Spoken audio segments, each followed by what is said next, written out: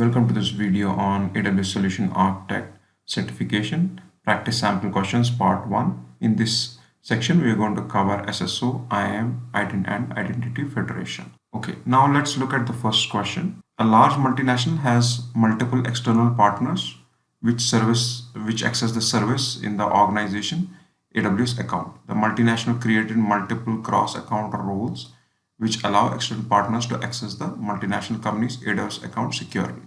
However, due to the recent breach, the company wants to tighten the security and provide additional security features which are secret between the vendor and the multinational. Which are the options available to solution architect to implement this solution? So basically, this organization wants external partners to access its services, and they have created multiple cross-account roles. But now they want to tighten the security by providing additional security features, which would essentially be a secret between the vendor and the multinational. So now let's look at the options. So create a cross-account IAM role leveraging the AWS SSO as an additional security feature to allow access only to a specific third-party vendor. So it is only talking about that it's already created the cross-account roles, and it is in this option, it is saying leverage the AWS SSO. So AWS SSO, basically you can import the contacts from your on-premise Microsoft Active Directory and then map them to the IAM roles. And then you can provide cross-account access to your employees. But this is for a third-party vendor. So this scenario, SSO might not be directly relevant here. So this is probably not a very good answer.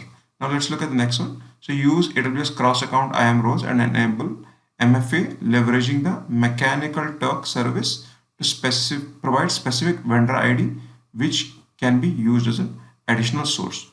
Okay, so it's talking about using the cross-account IAM role and then enabling the MFA. That's good. So it has multi-factor authentication, leveraging the Mechanical Turk. But Mechanical Turk is not an MFA solution. Mechanical Turk is basically a crowdsourcing solution from AWS where you can put your task and crowdsource it to the external world, and then you get paid for those tasks accomplished. So this is again not the correct answer. So we can rule out the first two. Now let's look at the third one. So you create a cross-account IAM role leveraging the AWS Cognito for authentication of the external vendor, and then use MFA as a secondary authentication mechanism to secure the account. So yeah, Cognito can be used for external users, but in this case, it might not be relevant because it's only saying that they have created cross-account roles, and you're not trying to access a web application. So Cognito might not be a good fit here. Now let's look at the fourth option that we have. So you create a new IAM role in the multinational AWS account with the requisite access. Then in the vendor AWS account, so can assume that role. Additionally, use external ID that is a secret between the specific vendor and the organization as an additional best practice. So we understood that it had already created the cross accounts role, but it needed some external security feature which would be used by the specific vendor. And for that, you need to use the external ID, which is a secret between specific vendor and the organization. So this is what AWS recommends. So let me just show you how it's actually done. I'm on my AWS account. So you can see when you're trying to allow entities in the other account belonging to a third party to perform the actions, then what you do is you can have the option to select here require external ID, best practice when third party will assume this role. So you can select this and then put in the external ID, which would help you secure this. Okay, so the answer is fourth. So I think this is something you should know because it will test you most likely on this concept of using the external ID in the exam. Okay, now let's move on to the next question. Okay, the second important thing it tests you on is AWS Control Tower. So you should know about AWS Control Tower. And in this question, AWS Control Tower provides you three types of guardrails: mandatory guardrails, strongly recommended guardrails, and elective guardrails. What are the two guardrails that can be identified as elective? So the thing is that you need to know at a high level and understand what what should classify as mandatory guardrail, strongly recommended, and elective. Okay, so now let's take a quick look. What are the options we have? So you disallow deletion of log archive. Yeah, this probably most likely should be mandatory, right? You don't want anybody to delete the log archive. Enable CloudTrail in all available regions. Yeah, this probably is also um, mandatory guardrail. Then enable integrity validation, probably a mandatory guardrail, but here we are looking at elective. So next one, detect whether MFA for the root user is enabled. So the fourth one, yeah, it seemed most likely that it probably should be either mandatory or strongly recommended, right? Because you should enable the MFA for the root user. So this is pretty important. Now detect whether the public read access to Amazon S3 bucket is allowed. So this one you can see it would really depend on the use case, and probably this would be an elective guardrail. Then next one, in the sixth one, we have guardrails that enhance data residency protection. Yeah, if you're in Europe, probably you will need a guardrail that would enhance this data residency protection. But in some Asian countries, maybe it's not recommended, maybe it's not required. So it's most likely going to be a elective guardrail. And then finally, see, detect whether MFA is enabled for AWS IAM users or not. This might be probably strongly recommended.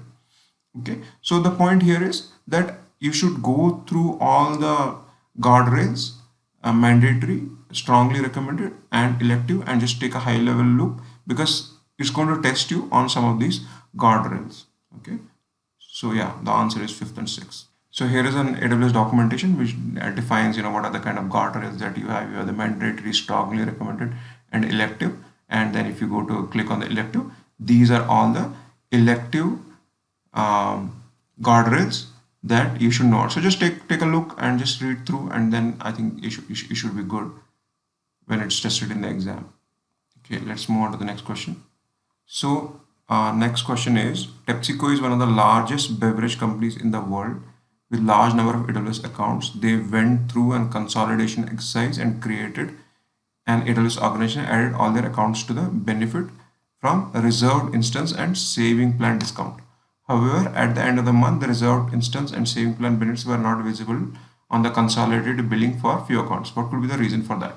What are the two options available for the solution architect to implement this solution? Okay, so basically they created an AWS organization, added all the accounts to enable the reserved instance and saving plan discount. But at the end of the month, they realized that the discount on the consolidated billing is not shown. So now let's see what could be the possible reason.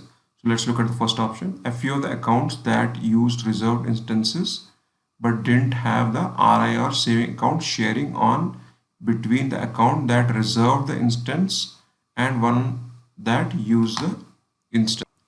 Yeah, definitely this is a possibility. Maybe they are part of the AWS organization, but they did not have the RI and saving discount sharing on between those accounts. So this is definitely a possibility. Let's look at what are the other options that we have. The account were not part of the AWS organization and consolidation billing happened recently. It takes 30 days before the discount is visible in the consolidated billing. So it's saying that it is part of the AWS organization, and I don't think there is any limit of 30 days before the discount is visible. So it doesn't most likely seem to be the right answer. The billing admin pulled the billing details from individual account as she did not create a cross account IAM role, thus missing the discount details. No, it is talking about that the plan benefits are not visible on the consolidated billing. So it's talking about missing on the consolidated billing, not on the individual account. So yeah, this doesn't seem to be the right answer. Reserved instance and sharing discounts are only for individual accounts and cannot be shared with the rest of the accounts which are part of the AWS organization. So yeah, this doesn't seem to be correct, because the reserved instances and saving discounts are enabled at the AWS organization level, not at the individual account level. Okay, so the most likely answer, yes, it seems to be this one. And let's take a look on why. Okay, so you can see this page on AWS from AWS. The management account of an organization can turn off reserved instances discounts and saving plan discount sharing for any account in the organization, including the management account.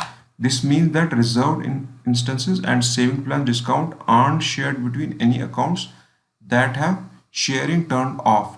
To share, now this is the important one, to share an RI or saving plan discount with the account, both accounts must have sharing turned on. So this was our first option.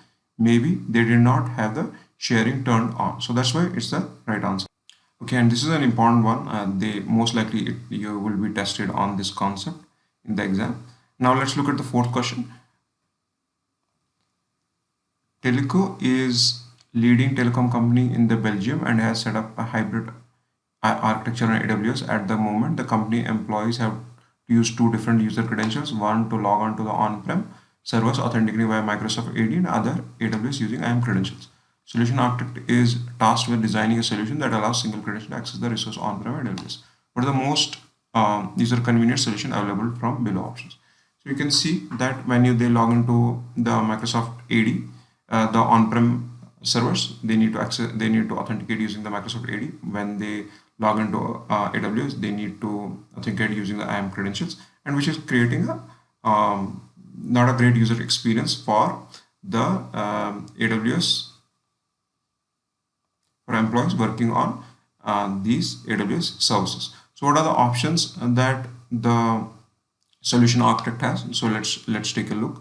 Users can sign up one time using the AWS Cognito, which can then be synced up with Microsoft AD, and thus users can use the same credential for access to resource on-prem and AWS.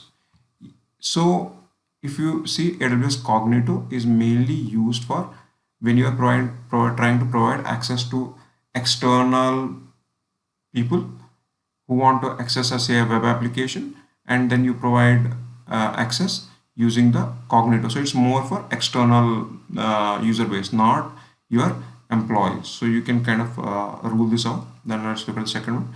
Admin can create cross-account users which can be synced with Microsoft AD. The end users can use these IAM roles to access the resources in AWS account.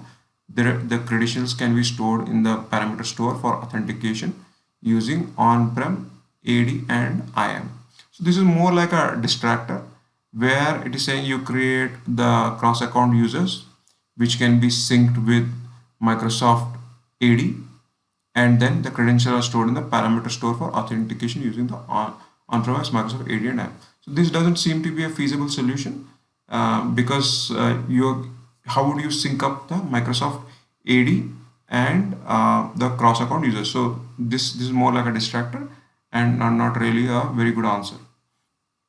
Now let's look at the third one. AWS SSO can be used to import the user credential from Microsoft AD, then mapped with IAM roles created in the SSO, and then provide cross-account permission. Yeah, this looks a very promising answer, because what SSO does is, it's a new service from AWS and very important one. So it can import all the user credentials from the Microsoft on-prem AD, and then it will map them to the IAM roles that you have created in AWS, and then you can do the mapping, and then you can use the same credentials to authenticate yourself, and then you will have the right role in AWS, which can be, if you are using AWS organization, it can be a cross-account role that you can provide to a particular user. So this definitely seems a very promising answer. Now let's look at the last one. AWS Cognito identity pools can be used to import credentials from Microsoft on-prem AD and then map the user IAM to provide cross-account access as well as on-premise resource access. So again, Cognito is more used for mobile applications or web applications that are used externally, not internally. So you have the identity Cognito pools, but in this case they do not serve the purpose of having the common authentication for on-prem and AWS. So we'll rule this rule out this answer. So now let's take a look at where it is shown in the AWS documentation. So here you can see in the AWS page, you have on-premise AD which connects with the AWS SSO, and then you can get all the user credentials from here. Then you can map it to the IAM roles that you have here. And if you have the AWS organization, it can provide you cross account access. Similarly, you can also provide access to some of the external business applications like Office 365, Dropbox, etc. So this is how the SSO works. Okay, so we have the third one as the right answer.